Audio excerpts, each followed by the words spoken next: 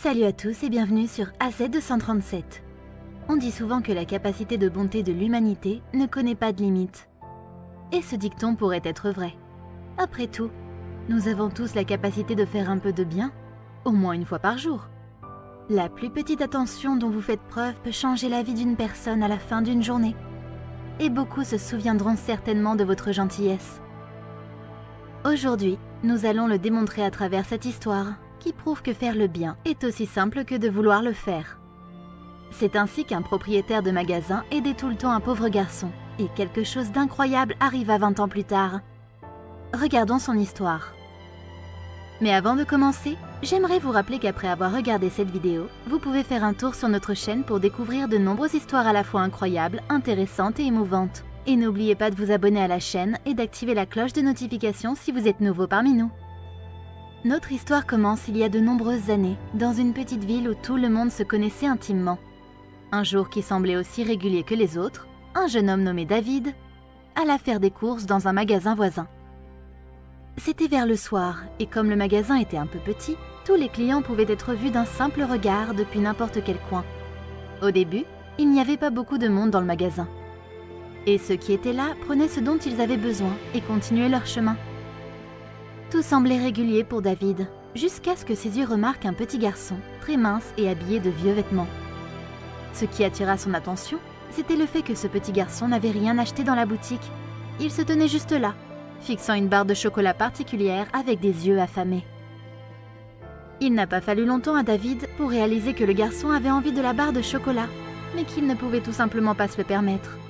David avait déjà fait ses courses et était sur le point de quitter le magasin. Mais avant de partir, il décida de vérifier le prix de la tablette de chocolat. Il se rendit compte qu'elle n'était pas si chère que ça, et il eut même envie de l'acheter pour que le pauvre garçon puisse avoir une bonne journée. David faillit lui acheter la barre de chocolat, mais alors qu'il la portait à la caisse, il remarqua que M. Miller, le propriétaire du magasin, avait une conversation avec le garçon. Aujourd'hui encore, David affirme qu'il n'oubliera jamais la conversation qui se déroula sous ses yeux ce jour-là.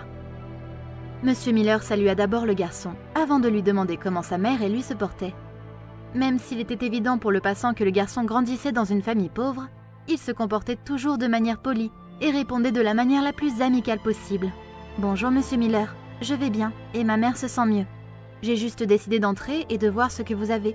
Il y a une barre de chocolat là-bas qui avait l'air délicieuse. » lui répondit le garçon, l'admiration jaillissant de sa voix. Monsieur Miller sourit, car il était d'accord avec le garçon que la barre de chocolat était vraiment belle. Il demanda au garçon s'il pouvait l'aider d'une manière ou d'une autre. Le garçon secoua simplement la tête et lui dit qu'il admirait simplement ce chocolat, et c'était tout.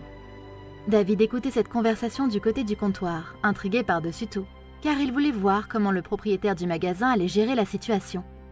Quelques instants plus tard, M. Miller se retourna et remarqua David qui tenait la barre de chocolat que le garçon admirait. Il fit un rapprochement et comprit que David avait l'intention d'acheter la barre de chocolat pour le garçon. M. Miller sourit simplement et fit un clin d'œil à David, lui faisant comprendre qu'il n'avait pas besoin d'acheter la barre de chocolat au pauvre garçon. David regarda M. Miller poursuivre sa conversation avec le garçon, lui demanda s'il pouvait acheter la barre de chocolat qu'il admirait tant. Le garçon, qui s'appelait Harry, répondit simplement avec douceur « Non, monsieur, merci. Je suis sûr que c'est très savoureux, mais je n'ai pas l'argent pour ça. » David pensait que la conversation allait s'arrêter là, mais il fut pris par surprise par ce qui se passa ensuite. Le propriétaire du magasin sourit à Harry et lui demanda avec enthousiasme « Alors Harry, tu as peut-être quelque chose que tu peux vendre, ou peut-être échanger. Parfois, les enfants vendent leurs boules de verre, et je leur donne toutes sortes de bonbons en échange. » Monsieur Miller l'affirmait avec enthousiasme. Dès qu'Harry entendit ces mots, il se mit à sourire. Il sortit vite de sa poche une boule de verre bleu. « J'ai aussi une boule de verre. Malheureusement, je n'en ai qu'une. » Monsieur Miller semblait intéressé et demanda à voir la boule de plus près. Au bout d'un moment, Monsieur Miller sourit et dit que la boule était très belle, mais malheureusement, il cherchait une boule de verre rouge. Il demanda à Harry s'il avait une boule de verre rouge chez lui, et sans même hésiter, Harry lui répondit avec enthousiasme que oui. Le propriétaire du magasin rendit la boule de verre bleu à Harry et lui dit de ramener le chocolat à la maison, en lui faisant promettre d'apporter la boule rouge la prochaine fois qu'il viendra dans le quartier. Le bonheur d'Harry débordait lorsqu'il entendit cela. Il avait même eu la politesse de demander si M. Miller était absolument sûr. Et lorsqu'il réaffirma que c'était bien le cas, Harry rentra chez lui avec le chocolat. David était tellement fasciné par ce qui venait de se passer devant lui qu'il n'avait pas remarqué que Madame Miller se tenait à ses côtés, observant également la scène. Remarquant l'intérêt que David portait à ce qui venait de se passer, Madame Miller ne pouvait pas s'empêcher de sourire. Elle se tourna vers David et l'éclaira sur quelque chose qu'il ne savait pas.